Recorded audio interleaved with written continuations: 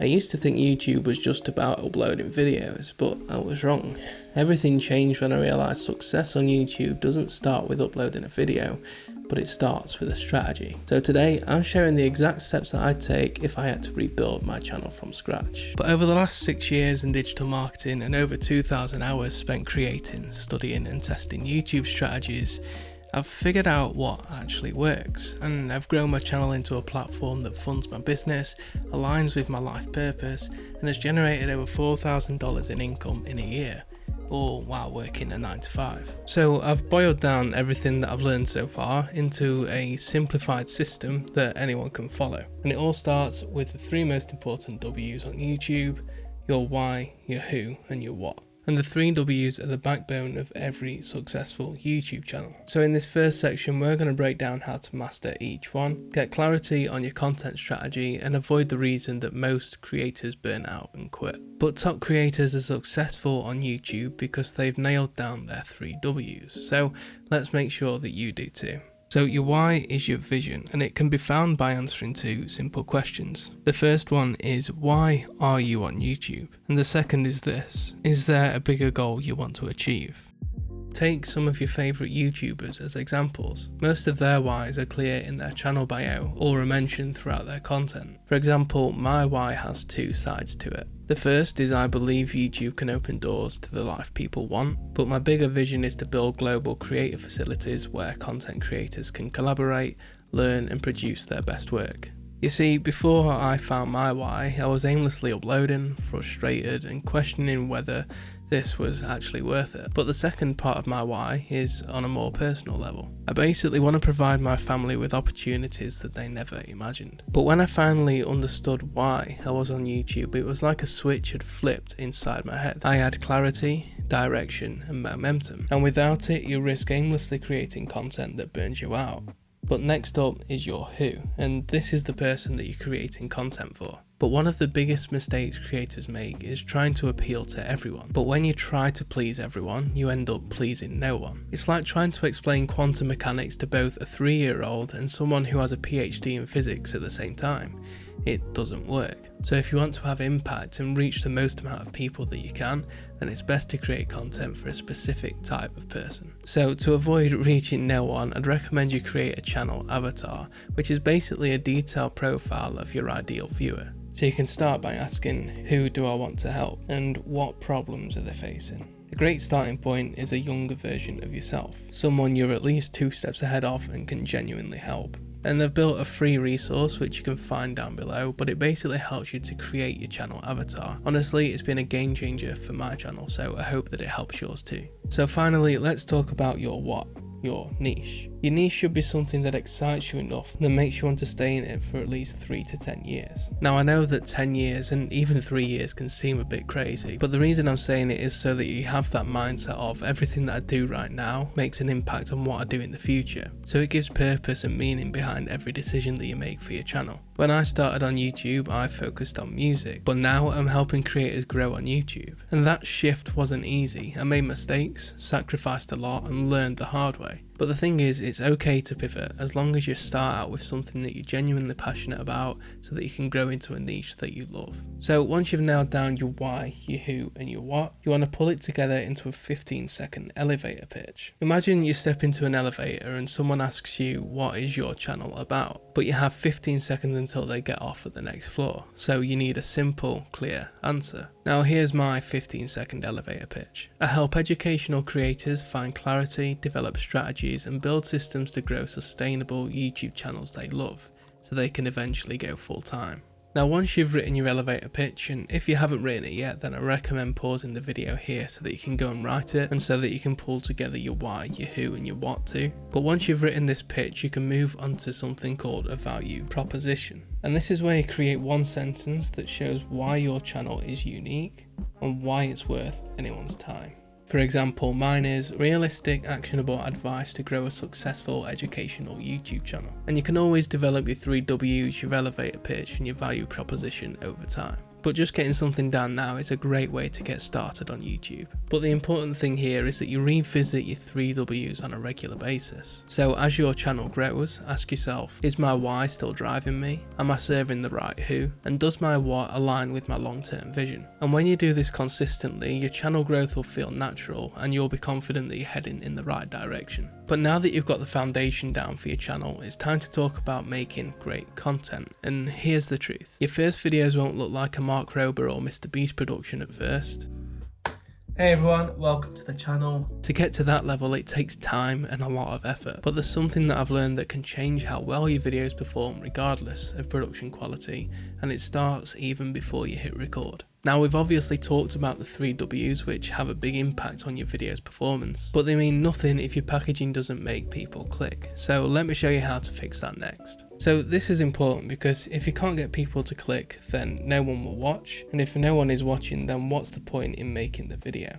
So first, let me ask you this question. How much time do you spend on your title and thumbnail?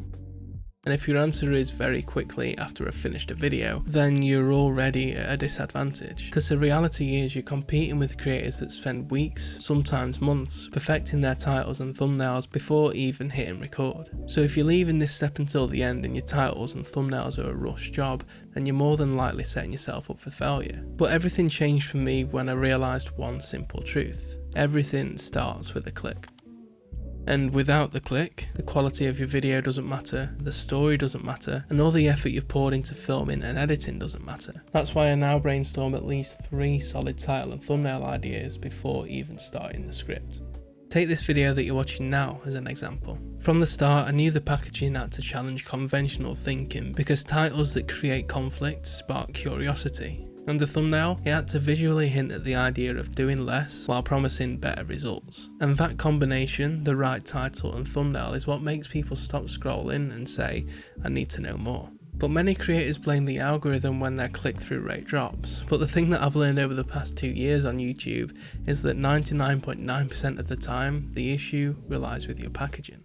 You see, the YouTube algorithm is one of the most advanced algorithms in the world. It's a recommendation system designed to deliver content that viewers are most likely to enjoy. And one of the biggest ways that it determines this, by analysing how often people click on your video when it's shown to them.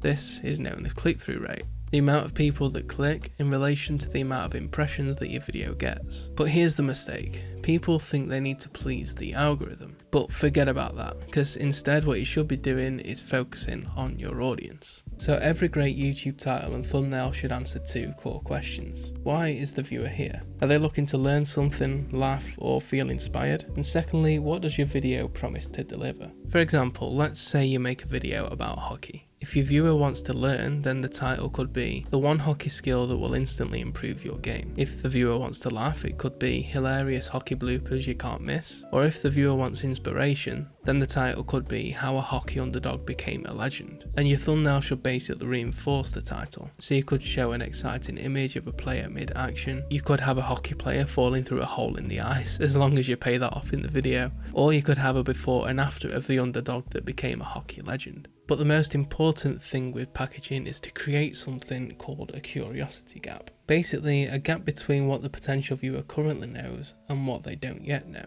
And it's your job to create these gaps with your packaging. This approach basically makes sure that your video gets the amount of attention that it deserves, because at the end of the day, your video isn't just about how good it is, it's about how good it looks before anyone clicks on it. And now you know how to package your content, let's talk about what happens after the click, because that's where the real magic begins. But before we dive in, if you're serious about growing your YouTube channel and you want some tailored advice to take things to the next level, then I'd love to help. I'm currently offering a free 20-minute strategy call where we can chat about your goals, tackle your frustrations, and basically map out what you can do to grow faster on YouTube. So if you're ready to have your very own YouTube coach to speed up your growth and develop your content strategy, then you can book your call down below. Otherwise, you can make use of the free resources that I've put together down in the description. Now, speaking of growth, there's a myth that's floating around YouTube that's stopping people from growing on YouTube. Only make quality content. And while quality is important, it's not where most creators should start. Let me explain why. Think about learning to cook. You don't become a great chef by making one perfect meal, you learn by making lots of meals. Some meals will turn out great, some will flop, but every single attempt teaches you something new. And the same is true for YouTube, because when you're just starting out, production quality doesn't matter as much as solving a specific problem or providing clear value to your audience. For example, if someone's searching how to set up a Canon camera so you can see what you're recording, and I make a video to answer this question, they're not going to care if I'm filming on my couch, if the text is in Arial font, or if a graphic has fancy motion blur on it. What matters most to them is whether I solve their problem. Now, the reason why value beats production quality is because on YouTube, satisfaction is everything. And the algorithm measures satisfaction through metrics like AVD, average view duration, CTR, click-through rate, how often people click your packaging, and engagement like likes, comments, and shares.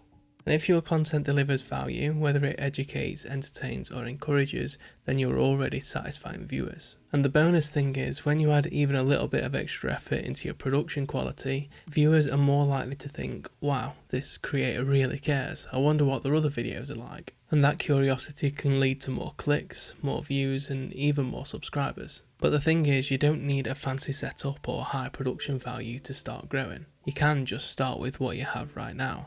Even I started with just my phone and my lamp from a downstairs living room. But as a beginner, it's important that your goal isn't perfection, but it's progress. So when I started on YouTube, I focused on improving by just 1% with each upload. Sometimes I improved by 10%, but I'd say aim for 1% at a minimum. Maybe today you try better lighting, tomorrow your audio, next week you could improve your thumbnail design. Over time, these small consistent improvements compound to massive growth. And here's the best part, by the time next year comes around, your channel will look like it's been created by a pro, or by someone that actually looks like they know what they're doing in comparison to where you're at now. And that's the power of starting small and staying consistent. All of these small changes compound over time and have a direct impact on your results. But when I started, I wasn't confident in my style, my voice, or even my ability to make good content. But I learned that confidence doesn't come from thinking, it comes from doing. So don't wait to be perfect to start. Just grab a camera, hit record, and start sharing your ideas. But when most creators start, they post whatever they feel like, hoping that one will magically go viral. And I call this the see what sticks approach. But here's the problem, when your videos don't have a theme, your viewers get confused because they don't know what your channel is about. They might enjoy one video, but they have no reason to stick around because there's nothing connecting it to the rest of your content. And when viewers are confused, they don't subscribe, they just move on to the next video. Instead, think of your content as a system with 3 distinct layers, each serving a specific purpose. Broad topics attract new viewers, focus topics turn casual viewers into engaged fans, and super niche topics keep your super fans loyal and deepen their connection to you. So let's break this down, starting with broad topics. Broad topics are designed to pull in people who have never heard of you before. They tackle universal questions and challenges that align with your 3 Ws. Who you're targeting, what you offer, and why it matters. Broad topics for me would be like how to start a YouTube channel, or industry news that everyone's talking about. For example, the video you're watching right now, this is a broad topic, and its goal is to bring in new viewers but also help current viewers at the same time. And then we've got focus topics. Now that viewers have discovered you through a broad topic video, focus topics give them a reason to stick around. These videos dive deeper and teach intermediate lessons or solve more specific problems. They're for the viewer who's already learned the basics but wants to level up. For example, my video, Why Boring Edits Are Blowing Up, Retention Scripts, targets creators who are past the beginner stage, and it's designed to show them how to make their content more engaging and professional through script writing. But this is a more focused topic, whereas before, starting a YouTube channel is more of a broader topic that applies to more people. But then we have super niche topics. And super niche content speaks directly to your most loyal viewers, the ones who watch every single video and are likely to support you financially. Now these videos target highly specific needs that only your core audience cares about. For example, in one of my previous niches, I created a tutorial called Card, Make the Perfect Landing Page tutorial. It wasn't for everyone, but it resonated deeply with the right people. That video showcased my expertise and even landed me my highest paying client, proving that niche content can have massive value. But here's something most creators overlook. Over 75% of YouTube traffic comes through browse features, not search. That means if you want to have as much impact and reach as possible, you should prioritize making videos for browse. That can be done through your topics, but it also ties into point number 2, your packaging. If you're making a video for search, your title might look like this: How to X. But for browse, you'll want to use curiosity driven titles like The Only Way to X, or Stop Xing Like This, There's a Faster Way. So the key difference is that search based titles are straightforward, helping people to find what they're searching for, but browse based titles spark intrigue and emotion. But our last strategy for choosing topics is by using the outlier approach. This is where you browse YouTube for ideas for your next video. If you spot a video that intrigues you and has a high view count, then check out that channel to see how many subscribers it has. If the view count is higher than the subscriber count, you've found an outlier. And outliers are great because it indicates a lot of people found that packaging intriguing. So I'd recommend having a look at what's working in your niche, but also outside of your niche too, so that novelty doesn't wear off and put your own spin on it. For example, I created a video a few months back that became my biggest outlier on my channel. Since then, multiple channels have copied and used that same format, but the views haven't quite surpassed the views on my video because the novelty has worn off. Apart from this channel, who already had a massive following. But because quite a few channels in my niche had copied my style, the novelty had worn off. So my recommended approach is to check what's working outside of your niche and put your own spin on it. For example, if a fitness YouTuber is blowing up on YouTube with the title 5-minute workouts, think of how you could adapt that concept to your niche. Maybe you do a video called 5-minute football stretches, or the best 5-minute brain exercises to start your day. But when you combine the 3-layered method with a focus on browse-driven titles and the outlier approach, you're building a strategy that attracts new viewers and keeps them coming back for more. So next time you're brainstorming, ask yourself, which layer does this belong to? But creating a video doesn't just happen, it's a process. It's a series of intentional steps that take your idea from concept to completion. And whether you're a beginner or a seasoned creator, mastering the 3 key stages of video creation, pre-production, production and post-production, can level up your content. So let's break it down. Pre-production is the blueprint for your idea, production captures your idea, and post-production brings it all to life. But pre-production is the blueprint for your video. It's the work you do before hitting record and where your video takes shape. So here's what to do to optimize it. So the first stage of pre-production is the research stage, and this is where you deep dive into the topic you're doing a video about so that you can gather unique facts, stories or stats that will make your video stand out. Then we move on to the script. So this is where I like to write everything down, so my ideas, my key points and my structure. My scripting method is pretty simple, but it helps me to write effectively too.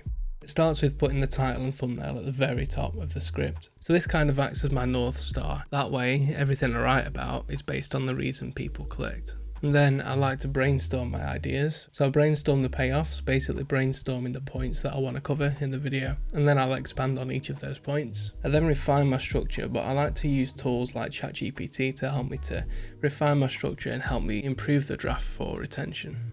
But honestly, I think if you're not using AI in your workflow process, then you're not going to be able to keep up with the creators that you're competing with, because they're able to produce quality content faster, unless you can whip up quality scripts in seconds just by yourself. But with that said, it's important to tweak whatever ChatGPT gives you so that you can tailor it to how you would normally talk. And the final stage of my pre-production process is storyboarding. Now, this is an optional option, but it's really useful for complex shots or complex sequences that you kind of need to visualize on your board. For example, here's one that I put together for the intro of my previous video. But I've found storyboarding to save me time and help to see how shots and scenes work together. But here's my golden formula for creating content.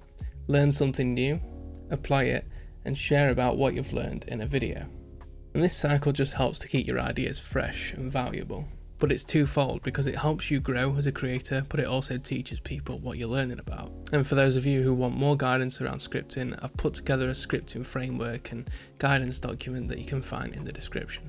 And again, it's completely free. But you don't need expensive gear to start on YouTube. Some of my earliest videos were made using my phone, a lamp for lighting, and DaVinci Resolve, which is a free video editing software. The key isn't having a Hollywood setup, it's about delivering value. Remember, something that entertains, educates or encourages. And it's also about telling great stories. Storytelling is just something that has a beginning, middle and end. So every single video you put out has a beginning, middle and end. It's just about working out how to do that in a great way. But that said, here are some tips to help you improve your production. With lighting, you can use natural light, but a desk lamp can also help make shots look a little bit more professional.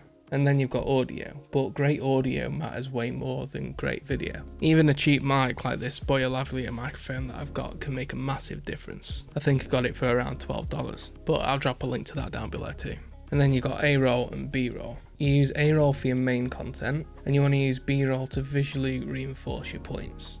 It just helps to keep your audience engaged and breaks up repetition. But the magic of starting small is that audience love to watch creators grow. So if you begin with a minimal setup like I did, then your audience gets to follow that journey of improvement. It kind of makes them feel invested in your success, knowing that the only way forward is up. But editing is where your video truly comes to life. A great edit isn't just about making your video look good, it's about keeping viewers watching. So here's how to nail your edit. First, you focus on storytelling.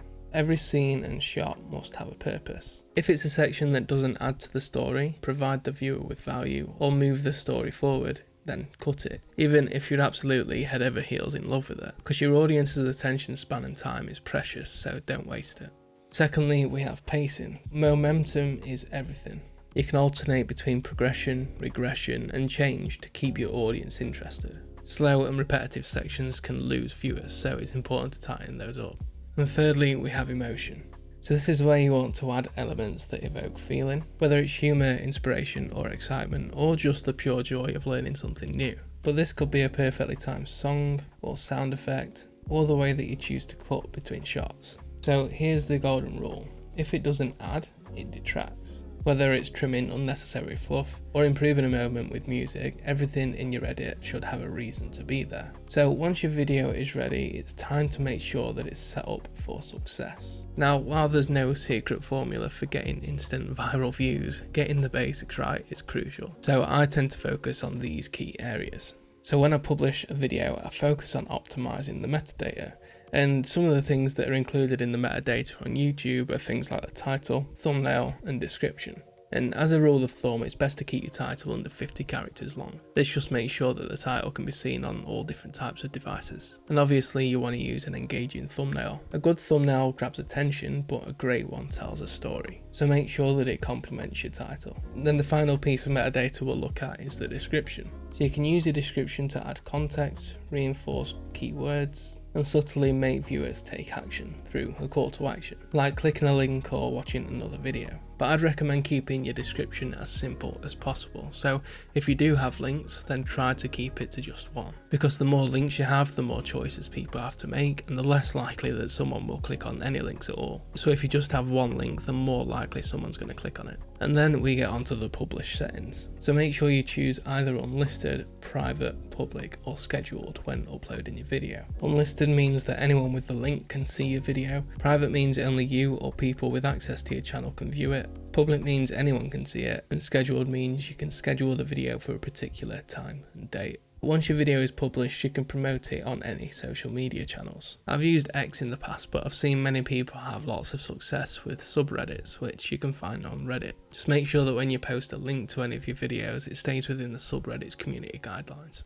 When you do promote a video though, resist the urge to promote it to your friends and family. Why? Because they're unlikely to fit within your 3 Ws. Just trust YouTube's algorithm because it's designed to connect the right viewers with your content over time. But the magic doesn't happen when you upload, it happens in the comments. So always make sure to respond to your viewers, pin comments that are insightful or that you just simply love, and make sure to follow up with any feedback. So if anyone has any suggestions for a future video, make sure you at least acknowledge that idea, because engaging with other people in the comments is what builds your community. But the work doesn't stop after you hit publish. There's still plenty of time to improve your video based on what you learn through the analytics. And real-time analytics is your secret tool here. Oh yeah, and don't forget to subscribe, comment, like, and ring that bell if you're enjoying the video so far. But like I said, real-time analytics is your secret tool here. They tell you what's working and where to improve. And this is how I use real-time analytics to improve my videos. Firstly, with click-through rate. Your click-through rate tells you exactly how well your title and thumbnail are drawing in viewers. If the CTR is low, then something isn't resonating. So test and tweak by experimenting with new titles and new thumbnails to see what works. And if it improves your CTR over time, then that's obviously a positive, but also bear in mind the fact that it could reduce your impressions. And the goal on YouTube is to kind of get your video seen by as many people as possible. So if changing a title and thumbnail reduces your impressions but improves your CTR, then maybe think about changing that back. But I once changed the title of a struggling video and watched my CTR double overnight, which triggered a surge in views. Now it's only a small adjustment, but it can make a massive difference. And then we've got retention graphs. And retention graphs are a goldmine of insights. They show you exactly where viewers were hooked and where they tuned out. But AVD, which is average view duration, tells you how long viewers stick around, giving you a snapshot of the engagement of the entire video. But average percentage viewed is the metric that shows what percentage of your video was watched, which helps you to identify patterns. So if viewers drop off at a specific moment, you could ask yourself these questions. Did the pacing slow down? Was the information repetitive or unclear? Could this section have been presented more engagingly? And did it take a while for you to deliver some value? So if the viewers drop off at a specific moment, you can ask yourself these questions. But analysing these mistakes can help you avoid similar mistakes in future videos. So it's always good to review your analytics and see what's happening with them. And if you do see a drop off in retention, then consider editing that section out in YouTube Studio. But the best part about creating videos is being able to repurpose them. When you invest tons of time into making great content, why not extend its life? You can turn a single video into multiple pieces of valuable content through something called a content ecosystem. Firstly, you can turn your video into shorts. You can just repurpose key moments, but I'd only recommend using shorts if you think it would help with your long-term strategy. For example, I don't use shorts because it might just bring in viewers that are interested in short-form videos, when my priority is producing long-form videos. Secondly, you can create social media posts. This is where you can use your script to write engaging social media posts to keep your audience connected. Again, you can use tools like ChatGPT to help turn your scripts into social posts. But you could also use it to write a blog or a newsletter. Maybe that's by covering your key takeaways, or you could just throw it into ChatGPT and let it do the work for you. But when you rinse and repeat this process and learn from your mistakes, that's when you truly see growth on your channel. But none of this will be possible without choosing a niche that actually works for you. So for help with finding a niche and learning about the niche myths that you need to avoid, you can watch this video right here, where I taught you through how to niche, why top creators don't niche to start off with, and how to avoid the common mistakes when it comes to niching. Awesome, what a video.